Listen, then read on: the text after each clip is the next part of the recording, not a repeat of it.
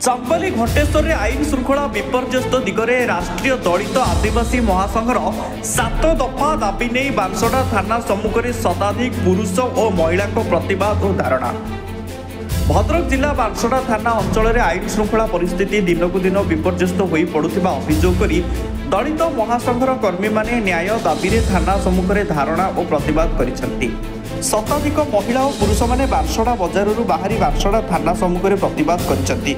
विशेषकर घंटेश्वर अंचल में प्रतिदिन गुंडा श्रेणीर किसी असामाजिक लोक निरीह दलित लोक मानक आक्रमण करुवा अभियोग होईछि, जहाकु नहीं थाना रे अभियोग कले पुलिस केवल मामला रुजु करी चुप बसुथिबा बेले आक्रमणकारी को गिरफ करा जाउ नथिबा अभियोग होईछि। अभियोग परे पुलिस कौनसी कार्यानुष्ठान ग्रहण करि नथिबारु पुरुष और महिला माने नाराबाजी देथिले।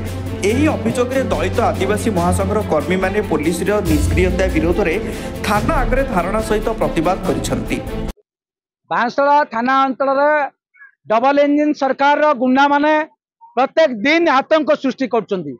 गरीब लोक चाषी भाग चाषी दलित लोक सेमानक उपर आक्रमण। गत 2 मास तले घंटेश्वर सुरक्षा मंचर सभापति तथा दलित नेता अंजन दासंक परे बीजेपी रो गुंडा माने आक्रमण करथिले।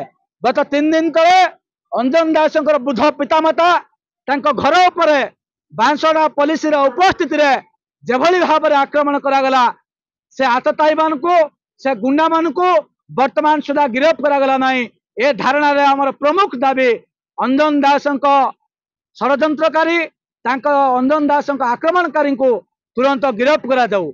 2 नंबर घटना होची सही खदाल पुखरी गाँव रो अजय दास दलित लोक तांको परिवार उपरे बीजेपी रो गुंडा बाहिनी तांको स्त्री उपरे तांको पुओ उपरे तांको उपरे आक्रमण करछंती।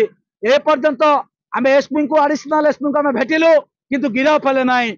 आज धारणा रे 2 नंबर दाबी अजय दास रो परिवार उपरे गिरफ करथवा बीजेपी रो गुंडा मान को अविलंबे गिरफ कर। 3 नंबर कथा होची मागुणी सिंह जलेश्वरपुर ग्राम पंचायत रो मेघानुआ गाँव रो जने गरीब लोक गरीब चाषी से परिवार उपरे वर्षक भितर 3 थर आक्रमण हेलानी। असामाजिक गुंडा माने आक्रमण करछंती।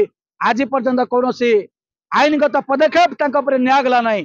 आज भावुचु धारणा सफल हो कि नहीं एसपी निर्भर कर से आसामी मान को गिरफ हवा पर्यंत आम धारणा बसबू।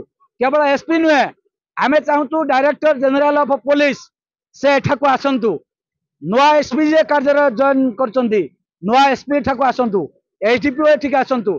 स्थायी भाव में जो मैंने प्रत्येक दिन हमला कर गरीब लोकों पर जो मैंने प्रत्येक दिन गरीब लोकों को आक्रमण कर बंधा जाऊ तांको गिरफ करा जाऊ न दिया जाए आम धारणा आम अब्याहत रखू जे पर्यंत से गिरफ करा न जाइए। चांदबाली प्रशांत कुमार पाइक रिपोर्ट संस्टार टीवी।